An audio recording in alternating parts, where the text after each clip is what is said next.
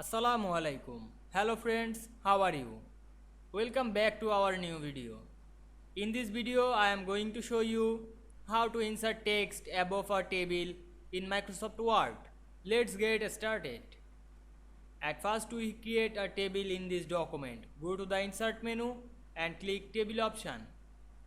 Then you choose row and columns on your table. Then resize the table, increase or decrease height and width.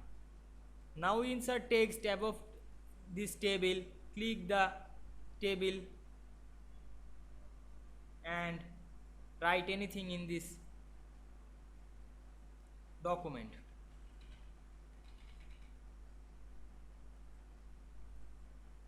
Increase the font size and center align. Now we can see we insert text above this table.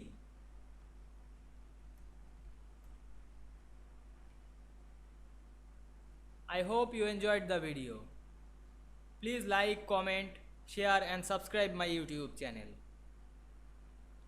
Thanks for watching.